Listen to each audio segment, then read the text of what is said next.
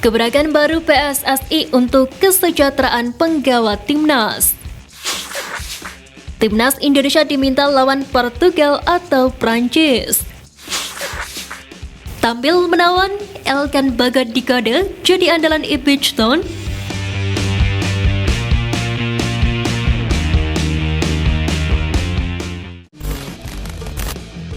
Pertandingan FIFA Matchday antara Timnas versus Argentina nampaknya masih membekas di hati Lionel Scaloni.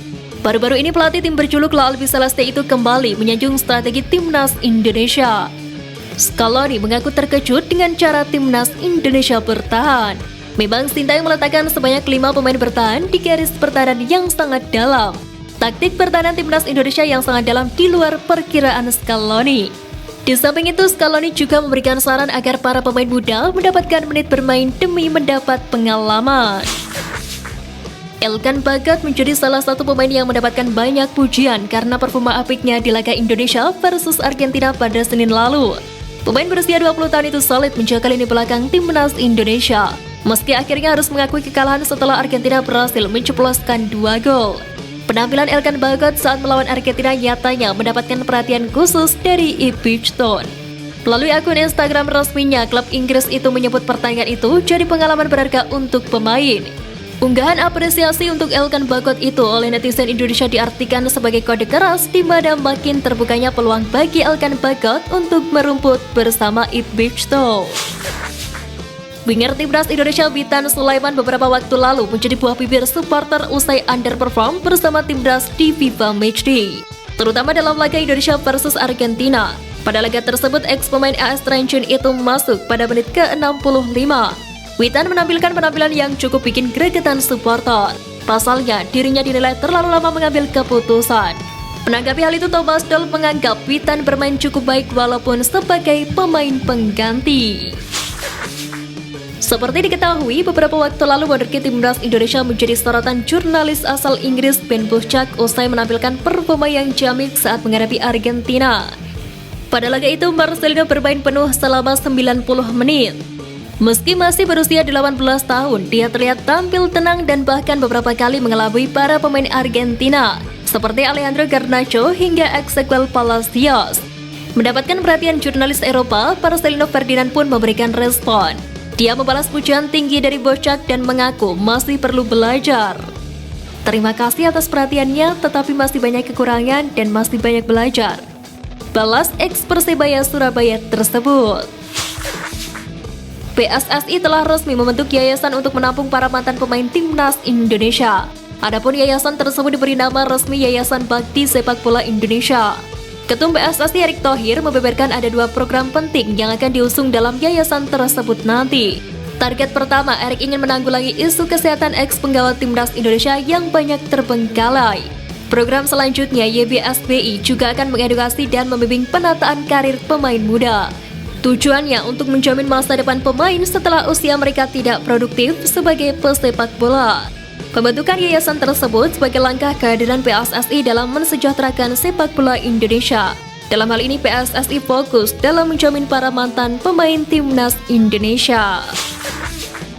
Usai melakoni FIFA Matchday periode Juni dengan mengundang Palestina dan Argentina, kini PSSI membocorkan kriteria lawan skuad Garuda di FIFA Matchday berikutnya. Melalui anggota Exco PSSI Arya Sinulinga menjelaskan PSSI saat ini tengah menghubungi tim yang akan menjadi lawan Timnas Indonesia untuk FIFA Matchday September. Menurutnya, Timnas Indonesia akan dicarikan lawan yang berada di atas Timnas Indonesia. Hal itu lantaran untuk memompa ranking Timnas Indonesia, namun Arya tak mau membocorkan negara mana yang akan diundang untuk menjadi lawan skuad Garuda di FIFA Matchday September mendatang. Timnas Malaysia juga baru saja melakukan 2 laga FIFA Matchday di periode Juni ini. Harimau Malaya berhasil menyapu bersih di 2 laga tersebut. Tim asuhan Kim Pan-gon itu berhasil menang 4-1 atas Solomon dan 10-0 atas Papua Nugini. Bukannya senang atau gembira, justru pelatih asal Korea Selatan itu tampak resah. Dirinya khawatir ekspektasi semakin meningkat seiring dengan kemajuan tersebut. Menurutnya, hal ini bisa menambah tekanan dan beban kepada Timnas Malaysia. Kim lantas mengimbau kepada para penggemar agar menurunkan sedikit ekspektasi mereka.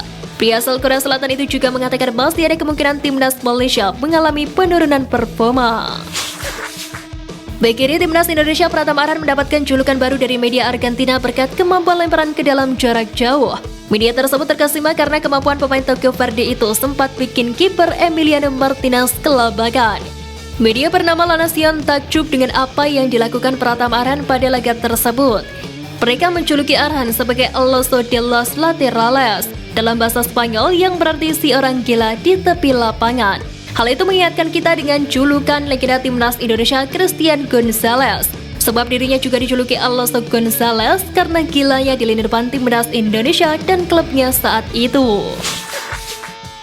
Usai sukses menggelar FIFA Matchday pada Juni dengan mendatangkan Palestina dan tim juara Piala Dunia 2022, kini PSSI diminta mengundang tim kuat lainnya seperti Portugal atau Prancis. Permintaan itu disampaikan para supporter saat mendatangi PSSI usai laga timnas Indonesia versus Argentina. Selain para supporter, menurut Erick Thohir, para pemain skuad Garuda pun masih mau untuk melawan tim-tim top di dunia. Ini berarti mental bertanding para pemain timnas Indonesia sudah mulai meningkat.